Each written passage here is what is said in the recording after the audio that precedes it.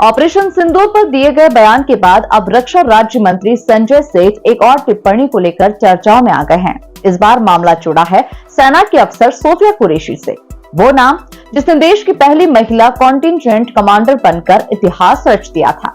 उनके बयान के दौरान जब उनसे पूछा गया कि क्या वे सोफिया कुरैशी जैसे अधिकारियों को भी उतना ही सम्मान देंगे जितना उन्होंने ऑपरेशन सिंदूर की महिला अधिकारियों को दिया, तो उन्होंने कहा कि मैं उनको भी पूरा सम्मान देता हूं। जो भी महिला अधिकारी देश की सेवा में है वो हमारे लिए गर्व का विषय है।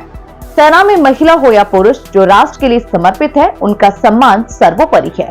हालांकि संजय सेठ का यह बयान एक और जहां स्पष्ट करने की कोशिश माना जा रहा है, वहीं कुछ हलकों में इसे सफाई भी माना जा रहा है।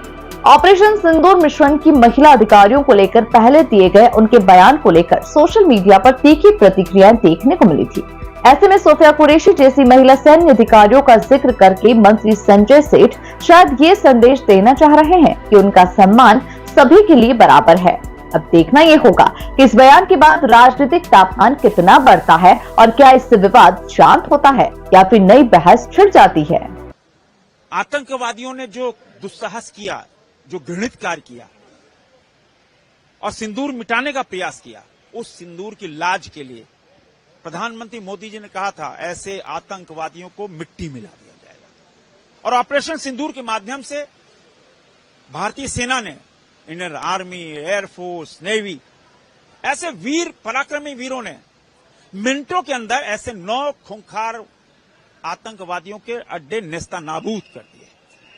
पाकिस्तान जिनके रहनुमा बने हुए थे, उनके 11 एयरबेस बर्बाद कर दिए मिनटों के अंदर।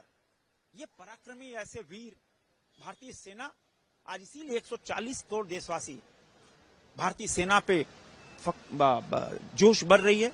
उनको भारत माता की जयकारा लगा रही है। भारतीय प्यारे न्यारे तिरंगे को लेकर ऐसे वीरों को सैल्यूट कर रही है। जो सिंदूर है वो खत्म नहीं हुआ है, वो स्थगित है। अगर कभी भी आतंकवादी या पाकिस्तान हिमाकत करता है तो मुंह तोड़ जवाब दिया जाएगा और उनको भी नेस्ता नाबूद कर दिया जाएगा।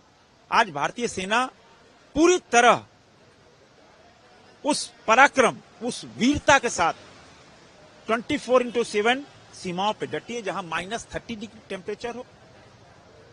और आज भारतीय डिफेंस सेक्टर ने दिखा दिया आत्मनिर्भरता, इंडिजिनस दिखा दिया कैसे भारत में मेड इन इंडिया। और उस आत्मनिर्भर भारत ने उसका कहते हैं ना, जो अब हम इंपोर्टर की भूमिका में नहीं रहे, हम एक्सपोर्टर की भूमिका में। पूरी तरह जो डिफेंस सेक्टर इंडिजिनस हुआ और इंडिजिनस का परिणाम देखिए कि पूरी दुनिया हतप्रह है कि मिनटों के अंदर ऐसे कई देशों के अस्त्र शस्त्र धरे के धरे रह गए और मेड इंडिया के जो आत्मनिर्भर भारत के अस्त्र शस्त्र, उन्होंने पराक्रम दिखाकर उनको नेस्तनाबूद कर दिया।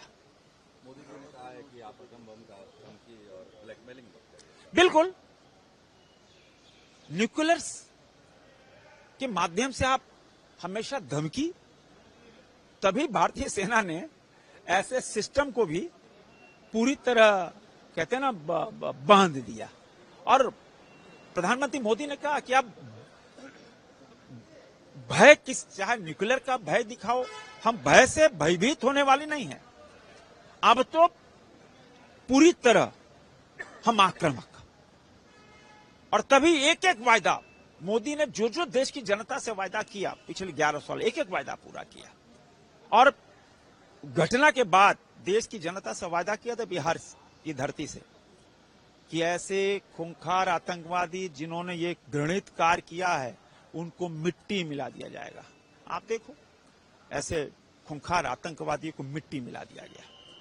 अगर पाकिस्तान जो उनके रहनुमा बने हैं पुनः कुछ हिमाकत करती है और आतंकवादी कुछ सिर उठाते हैं तो सिर को कुचल दिया जाएगा। भारत माता की जय। तिरंगा यात्रा पर भी सवाल। देखो, विपक्ष के पास तो कुछ है नहीं।